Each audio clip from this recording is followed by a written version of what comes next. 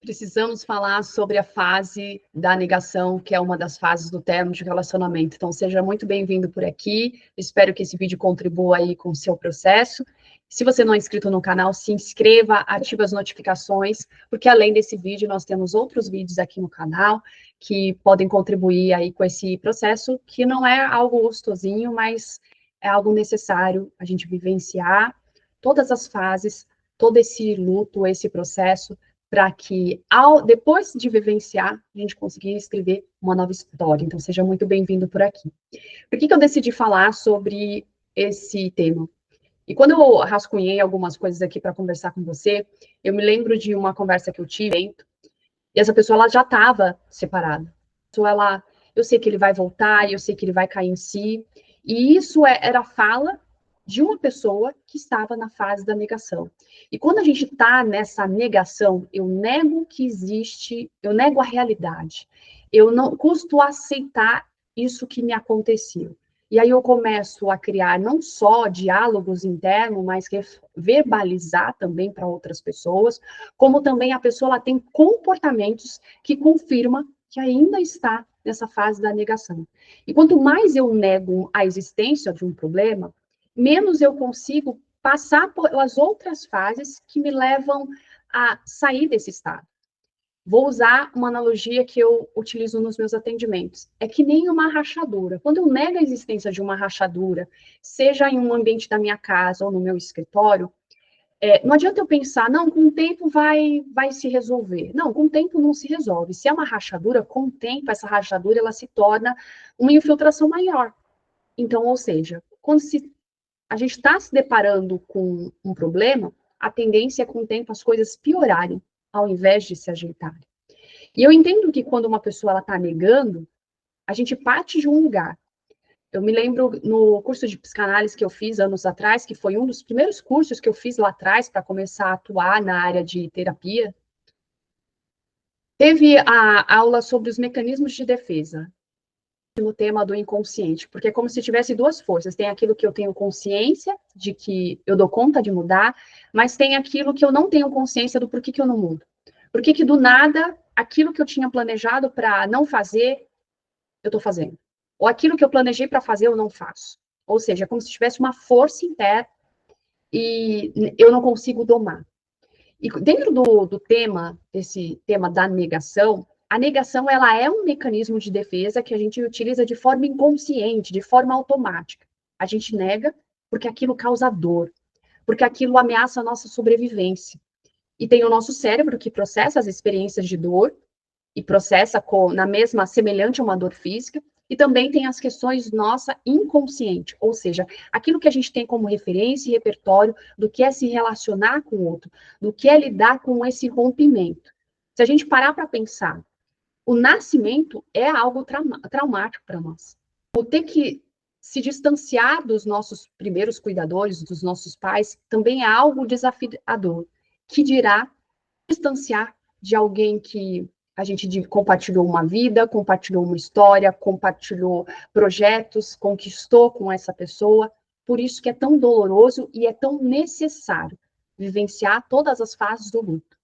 E a negação é uma das fases. Só que quanto mais eu nego a existência dessa realidade que está se apresentando, mais isso pode afetar não só o seu bem-estar, mas emocional, psicológico, pode afetar suas relações, pode afetar o seu profissional, pode afetar visões que você possa ter. E eu acredito que se você está aqui comigo assistindo esse vídeo, talvez você seja aquela pessoa que você já até tenha avançado em algumas das fases do término de relacionamento, porque essas fases elas podem acontecer de modo simultâneo, não tem uma regra, é 1, 2, 3, 4. Não, você pode experimentar. Eu, por exemplo, eu acompanho algumas pessoas que estão passando pelo término de relacionamento e, de repente, do nada, numa sessão, a pessoa parece que ela retrocedeu. E, na verdade, não é que ela retrocedeu. Voltou a uma outra fase, que é a fase da negação.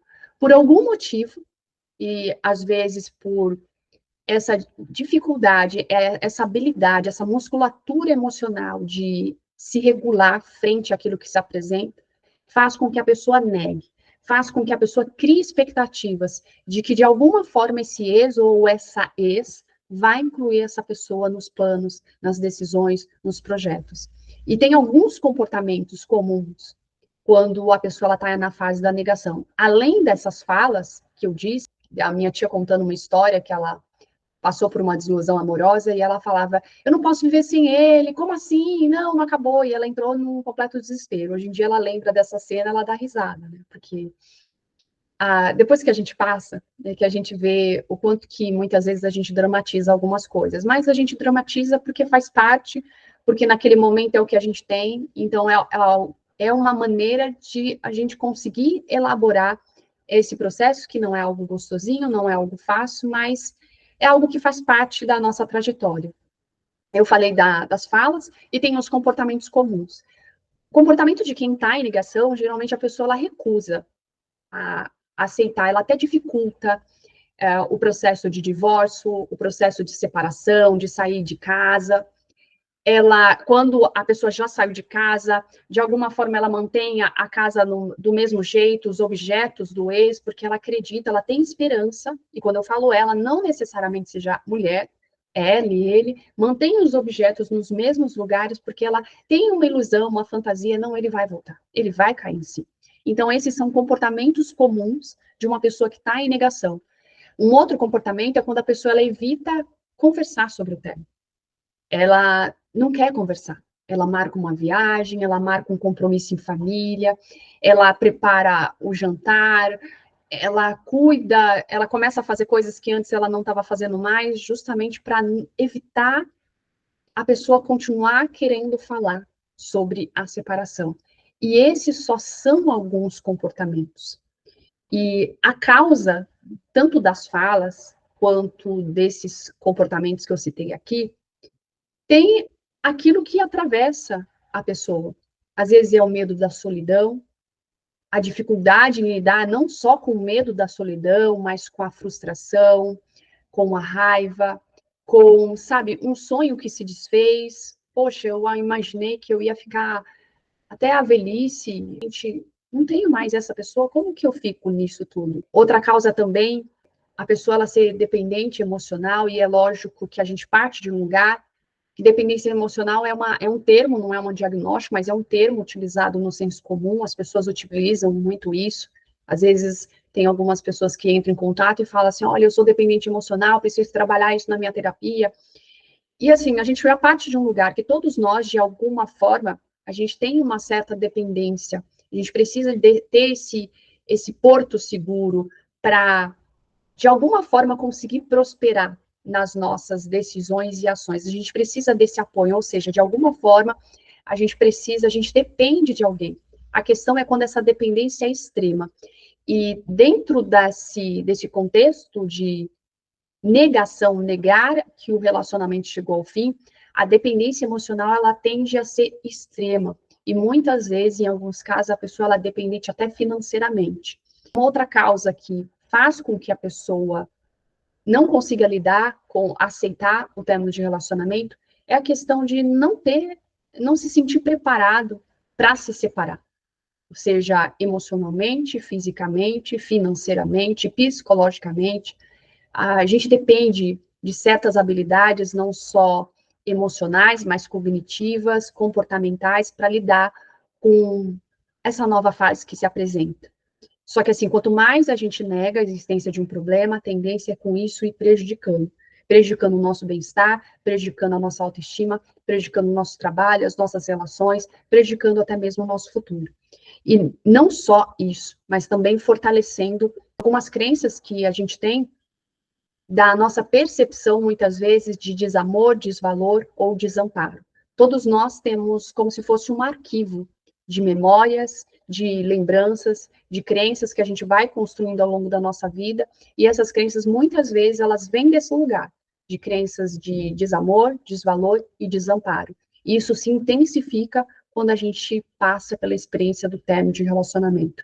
E aqui eu quero compartilhar com você algumas estratégias que geralmente eu trago nos meus atendimentos, e eu espero que contribua com você para esse processo, para que você consiga sair dessa fase de negação para aceitação, para a gente sair desse lugar de paralisação, de ruminação, de pessimismo, que adoece, a gente precisa se preparar. E eu espero que essas estratégias que eu vou compartilhar aqui com você sejam, de alguma forma, você consiga aplicar para que você consiga vivenciar esse luto, mas de alguma forma também se permitir escrever uma nova história. E a primeira estratégia, ela tem a ver com rede de apoio. Eu já falei isso em alguns vídeos, mas é sempre bom reforçar. Porque a tendência, quando a pessoa ela está em dor, em sofrimento por conta do término, é a pessoa querer muitas vezes se isolar. Isso não ajuda, ao contrário, isso atrapalha. Então, criar esse ambiente seguro de pessoas, criar esse ambiente de apoio é importante para você nesse momento. Porque quando você cria esse ambiente seguro, você escolhe uma pessoa ou escolhe algumas pessoas para, de alguma forma, te dar suporte nessa fase, você vai para o segundo passo, que é reconhecer aquilo que está te atravessando, sejam os seus medos, as suas inseguranças, a sua tristeza, a sua raiva, porque quando você reconhece o que está por trás do seu comportamento, você vai também conseguir identificar a partir disso aquilo que é importante para você, o que você precisa para se autorregular, o que você precisa que vai te promover bem-estar. Você vê que é um passo a passo, uma coisa vai puxando a outra. Quando você tem um ambiente seguro, onde você pode se expor, você abre espaço para falar dos seus medos, e você, a partir de que você identifica os seus medos, você vai identificar também o que você precisa para você se sentir segura diante daquilo que está te atravessando. E a quarta estratégia, ela tem a ver com, diante daquilo que você identificou que é importante, que vai te promover bem-estar, e que não dependa necessariamente do ex ou da ex voltar, você consiga definir pequenas ações. Porque quando você define pequenas ações que vão te promover bem-estar, pequenos objetivos, à medida que você vai fazendo, à medida que você vai se desafiando e vai se permitindo dentro do seu ritmo fazer, isso vai fortalecendo a sua autoestima. Ou seja, são os pequenos avanços, as pequenas vitórias. É importante que você defina pequenas ações, porque à medida que você vai completando essa travessia, fazendo, isso vai te dando o quê? Te fortalecendo, aumentando a sua autoeficácia. A quinta estratégia, ela tem a ver com, nem sempre você vai ter pessoas ao seu redor.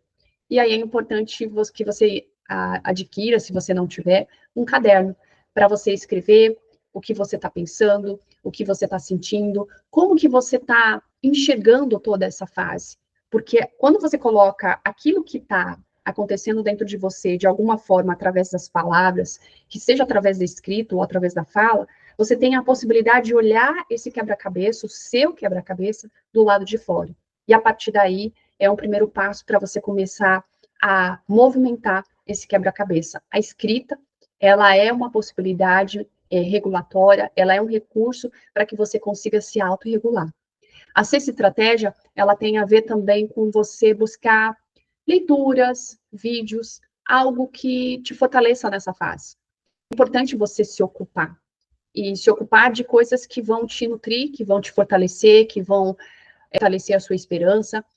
E a sétima e última estratégia, ela tem a ver com buscar a ajuda de um profissional.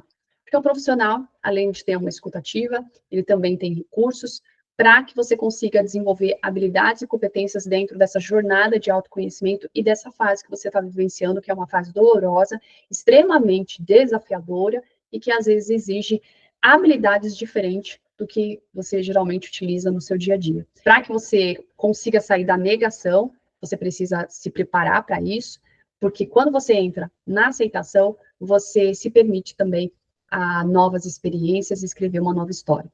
Então, espero que tenha contribuído com você. Me deixa saber aqui embaixo do que foi dito aqui, que fez sentido para você. Eu te aguardo no próximo vídeo. Até mais.